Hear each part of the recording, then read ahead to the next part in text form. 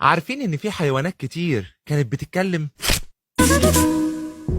المعروف عن الحيوانات انها ما بتتكلمش، ولكن في الكتاب المقدس اتذكر ان في حيوانات كتير اتكلمت. فالحيوان الاول اللي اتكلم هو الحية، واللي قدرت انها تخدع ادم وحواء وتخليهم ياكلوا من الشجرة ويغلطوا. كمان في حمار اتكلم، والحمار ده كان صاحبه اسمه بلعام، وبلعام ده ما كانش شخص كويس. وبلعام كان موجود وقت خروج شعب اسرائيل من مصر، ولكن بلعام ما كانش من شعب الله وما كانش موجود مع شعب اسرائيل. ولما شعب اسرائيل قرب على مدينة اسمها مؤاب، الملك بتاع المدينة كان متضايق جدا لان الشعب عدده كبير، فبعت بلاق ملك مواب لبلعام علشان يجوا ويلعنهم وبعد كده يقدر يطردهم من الارض.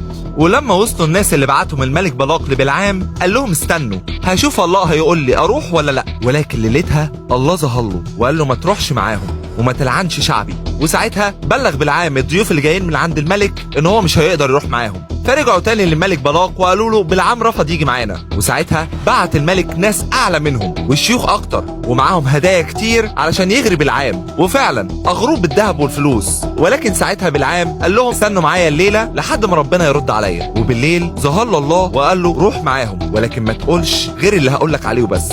وساعتها فرح بلعام جدا جوه قلبه، وده لانه كان عايز يروح معاهم. وقام الصبح بدري جدا وظبط كل حاجاته وبكل نشاط وجهز نفسه علشان يروح مع الناس. فالموضوع ده ضايق الله جدا، انه قام بنشاط وكان متحمس جدا انه يروح ويقابل الملك. خد بلعام الحمار بتاعه، ولكن ساعتها يظهر له ملاك الرب ووقف قدام الحمار. وفضل الملاك واقف قدام الحمار عشان ما يمشيش، ولكن بلعام ما كانش شايف الملاك، الحمار بس اللي شايفه. فوقف الحمار ومرضيش يتحرك، فاتغاظ بلعام جدا ونزل علشان يزقه، ولكن الحمار ما بيتحركش. فراح رافع العصايه وقعد يضرب الحمار، وضربه مره والتانيه، ولكن في المره الثالثه فجاه كلم الحمار وقال له كفايه ضرب، انت ليه بتضربني؟ فرد عليه بلعام وقال له ده انا لو في ايديا سيف كنت موتك. فقال له هو انا مش الحمار اللي انت بتركب عليه من زمان قوي؟ هو انا عمري عملت معاك كده؟ فقال له الصراحه عمرك ما عملت كده. وفجاه يظهر ملاك الرب لبلعام، فاتخض بلعام جدا وسجد للملاك. فالملاك قال له انت بتضرب الحمار ليه؟ فقال له انا اسف، ولو عاوزني اروح وارجع مكاني تاني هرجع. فقال له لا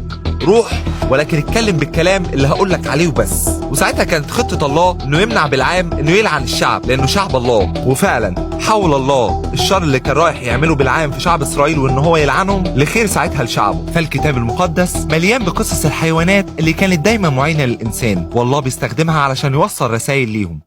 وانت كمان صلي معايا وقول ارجوك يا رب خلي عينك عليا، احفظني يا رب في كل طرقي، خليني يا رب ابعد عن اي حاجة ممكن تزعلك، وابعد عني يا رب عدو الخير، واحفظني يا رب في كل طرقي، وابعد عني كل شر وكل هم وكل تعب.